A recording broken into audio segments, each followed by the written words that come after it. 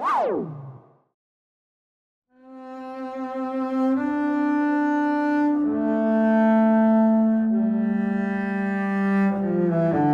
masa Perang Dunia Kedua tahun 1940, Jerman berhasil memukul mundur pasukan sekutu dan mengambil alih kota-kota di Perancis. Suatu siang, terlihat ada seorang pria bernama De Gaulle yang sedang makan siang bersama keluarganya. De Gaulle ini adalah jenderal militer Perancis. Dia punya 3 anak, 2 sudah sekolah dan 1 masih kecil. Setelah menghabiskan waktu dengan keluarga, istrinya yang bernama Yuon membantu De Gaulle bersiap-siap berangkat menuju medan perang.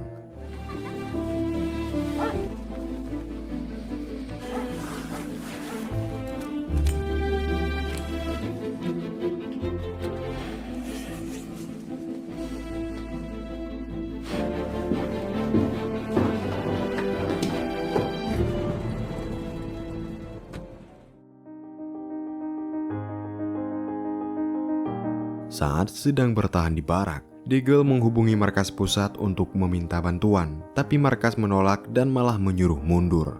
Mendengar itu, De Gaulle kecewa dan menutup teleponnya. Karena kesal, De Gaulle mengeluh ke anak buahnya, kenapa markas pusat hanya mementingkan pertahanan aja. Kita tak mungkin bisa meraih kemenangan jika tak memiliki kepercayaan diri.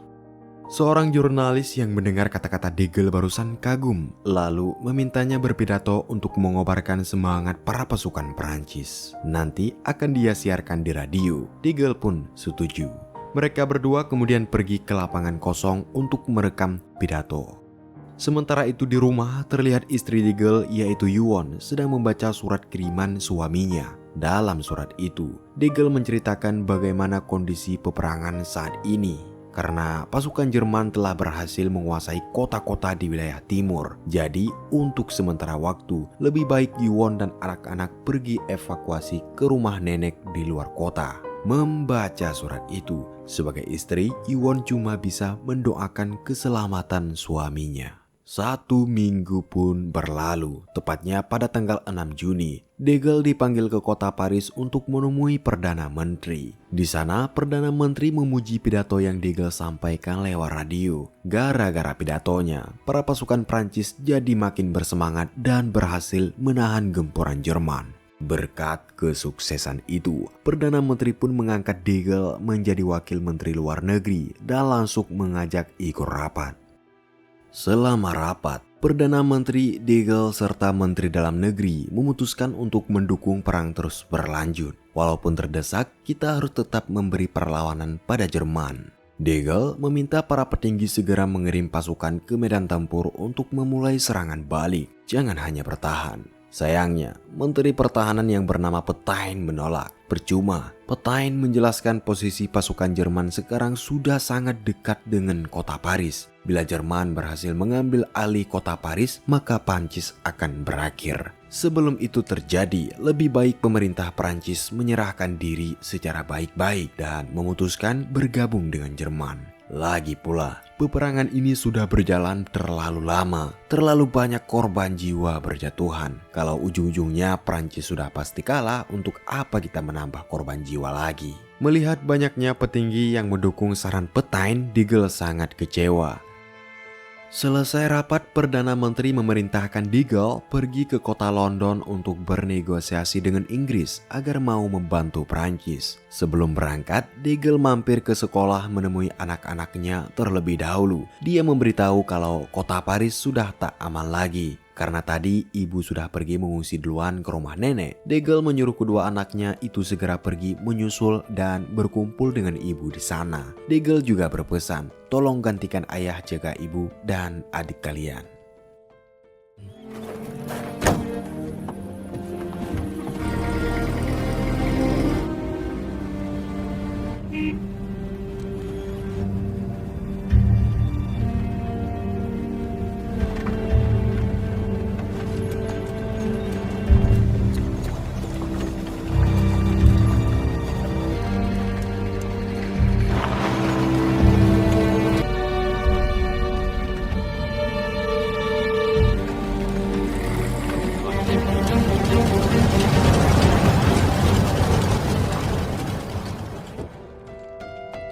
Sesampainya di kota London, ketika bertemu Perdana Menteri Inggris yang bernama Churchill, de Gaulle mulai bernegosiasi meminta bantuan untuk melawan Jerman sebelum mereka menyerang kota Paris. Namun, Churchill menolak. Jangankan Prancis, situasi Inggris saja sekarang juga sangat kacau. Bila Jerman menyerang Inggris, Inggris pasti akan kalah. Apalagi setelah kekalahan perang besar-besaran di Dunkirk, Inggris kehilangan banyak prajurit dan persenjataan. Jadi untuk sementara waktu, dia tak bisa membantu negara lain dulu karena negaranya sendiri sedang dalam bahaya.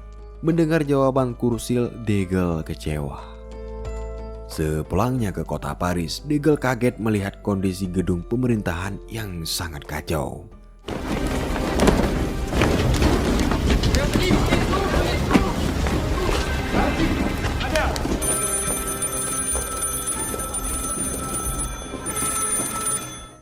Di kantor, Perdana Menteri memberitahu kalau Jerman sudah tinggal selangkah lagi sampai di kota Paris. Jadi, kita harus segera memindahkan pemerintahan ke kota lain, yaitu kota Bordeaux, dan menyatakan kota Paris sebagai kota terbuka. Dengan begitu, Paris tak akan dihancurkan dan akan mengurangi korban jiwa. De Gaulle pun protes. Kenapa menyerahkan kota Paris begitu saja tanpa perlawanan? Ini sama saja seperti menyerah. Namun Perdana Menteri tak bisa berbuat apa-apa. Untuk sekarang hanya inilah jalan terbaik. Beberapa hari kemudian kota Paris benar-benar jatuh ke tangan Jerman. Di kota Bordeaux terlihat semua petinggi sedang rapat saat menonton rekaman kondisi kota Paris yang telah dijajah para tentara Jerman. Lagi-lagi Petain dan menteri-menteri lain menyarankan untuk segera menyerah. Prancis benar-benar terpojok dan kalah telak. Lebih baik kita mencoba untuk mulai menerima Hitler dan bergabung ke dalam Eropa baru yang akan dia ciptakan. Karena merasa para petinggi sudah kehilangan harga diri, de Gaulle pun meninggalkan ruang rapat.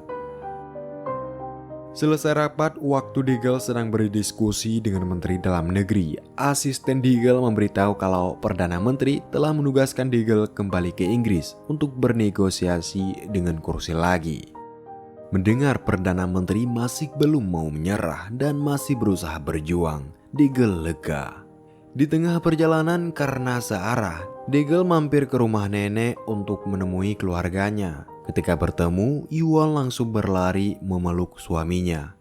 Setelah menghabiskan waktu bersama anak-anak, de Gaulle lalu berbincang berdua dengan istrinya sambil jalan-jalan menikmati pemandangan laut. De Gaulle menceritakan bagaimana kondisi Prancis saat ini. Dia begitu frustasi, semua usahanya seakan sia-sia.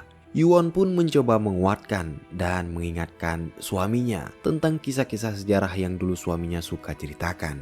Kisah perjuangan tokoh-tokoh hebat seperti Alexander, Caesar, dan Napoleon yang tak pernah menyerah meski menghadapi masalah sangat besar.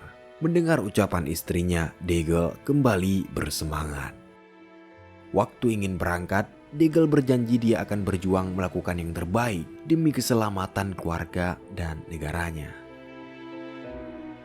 Sesampainya di London, de Gaulle bersama para delegasi Prancis langsung mengadakan rapat dengan Churchill untuk membahas kerjasama antara kedua negara. Menteri Luar Negeri Inggris menawarkan, gimana kalau Prancis dan Inggris bergabung jadi satu negara hanya selama perang berlangsung. Namun, Menteri Dalam Negeri Inggris tak setuju.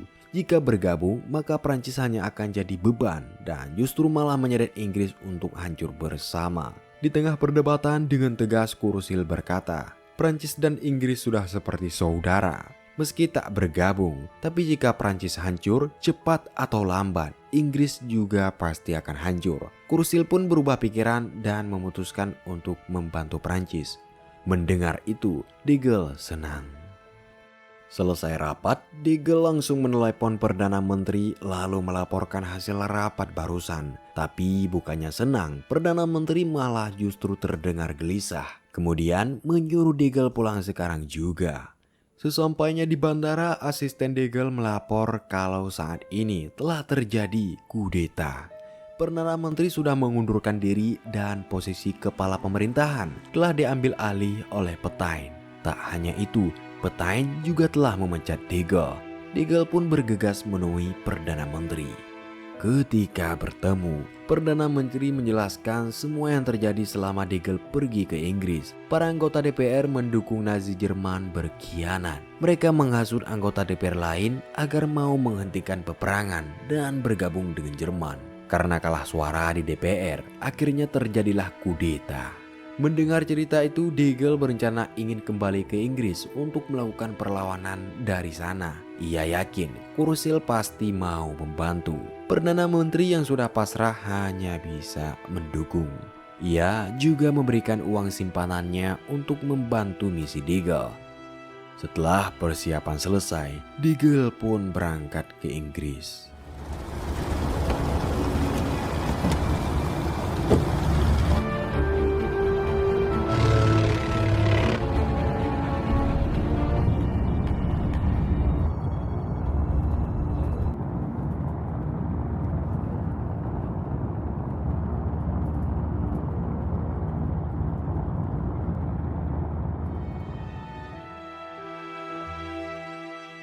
Sesampainya di kota London, De Gaulle pergi ke kantor kedutaan Prancis terlebih dahulu dan meminta seorang staf di sana untuk mengumpulkan suara seluruh warga Prancis yang tinggal di Inggris sebagai bukti kalau masih banyak rakyat Prancis yang masih belum menyerah dan tetap ingin berjuang. Namun di tengah diskusi, tiba-tiba terdengar suara siaran radio yang mengabarkan bahwa kini Pétain secara resmi telah diangkat sebagai Perdana Menteri baru Prancis. Mulai sekarang, Prancis juga telah bergabung dengan Jerman. Mendengar siaran itu, semua orang di kantor kedutaan Prancis marah. Bagaimana bisa Pétain menyampaikan pengumuman itu dengan bangga tanpa punya rasa malu? De Gaulle lalu bergegas menemui Churchill. Saat bertemu, De Gaulle memohon tolong izinkan dia menyiarkan pidatonya lewat radio untuk mengajak rakyat Prancis agar jangan menyerah. Jika bersatu dengan Inggris, kita masih punya harapan. Churchill pun mengizinkan, tapi dia juga mengingatkan, jika berani melakukan itu, maka De Gaulle akan dianggap sebagai pengkhianat negaranya sendiri. Namun De Gaulle tak gentar. Di sisi lain, karena situasi di Prancis sudah tak aman, Yuan mengajak keluarganya segera mengungsi menyusul suaminya ke London. Tapi Bibi dan Ibu Yuan tak mau ikut. Mereka hanya bisa pasrah di sini. Sebelum berangkat, ibu memeluk dan mendoakan keselamatan Yuan.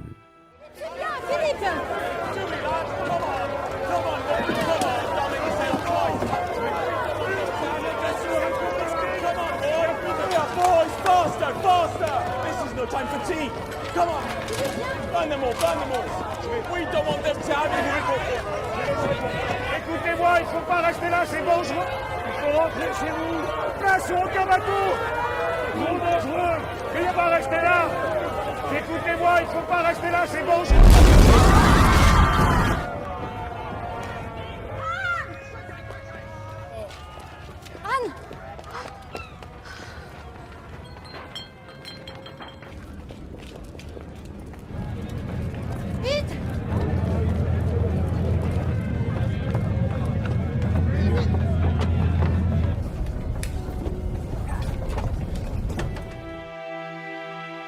Saat sampai di apartemen, De Gaulle tak mau membuang-buang waktu. Dia langsung menulis naskah untuk pidatonya besok.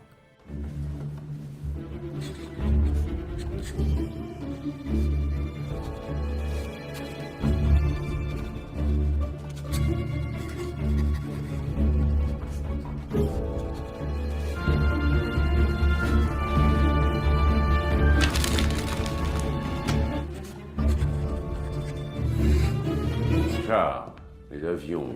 Dernier mot est-il dit? Vous dites que rien n'est perdu pour la France. Moi qui vous parle en connaissance de cause.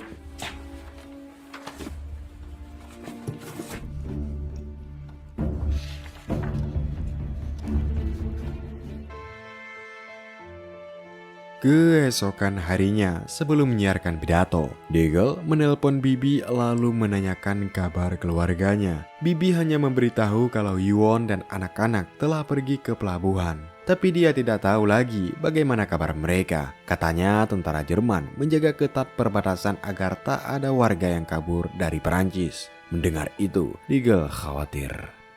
Sesampainya di kantor penyiaran, De Gaulle harus bersabar karena persiapan masih belum selesai. Setelah menunggu cukup lama, akhirnya dia bisa masuk. Di ruang siaran, lagi-lagi rekannya mengingatkan jika melakukan ini, maka Petain akan menganggapnya pemberontak. Namun De Gaulle tak gentar dan tetap memulai pidatonya. Nous avons été, ce sont les chars, les avions, croyez-moi. Et qui vous dit que rien? Non. Toutes les fautes. Le destin du monde de la résistance française à se mettre en rapport avec moi. Vous qui viendrez à s'y trouver. Di sisi lain, kapal-kapal warga Prancis yang mencoba kabur terus diteror pasukan Nazi.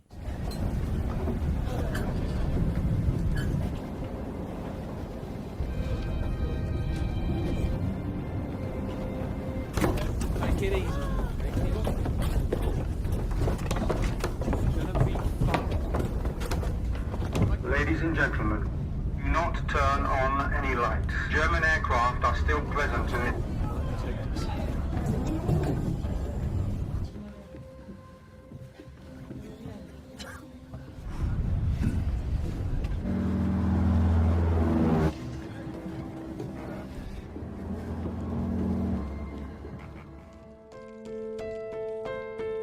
Keesokan harinya, De Gaulle menerima surat dari pemerintah Prancis. Dalam surat itu tertulis bahwa akibat pidato perlawanannya, kini De Gaulle dianggap sebagai pemberontak. Seluruh aset dan hartanya akan disita, bahkan kewarganegaraan Prancisnya dicabut. Di tengah kesedihan, anak buah De Gaulle datang mengabarkan kalau Jerman telah menghancurkan pelabuhan dan membombardir kapal-kapal warga yang berusaha kabur. Mendengar itu, De Gaulle semakin khawatir. Beberapa hari kemudian, waktu De Gaulle sedang merenung, tiba-tiba ada telepon yang memberitahukan kalau keluarga De Gaulle selamat.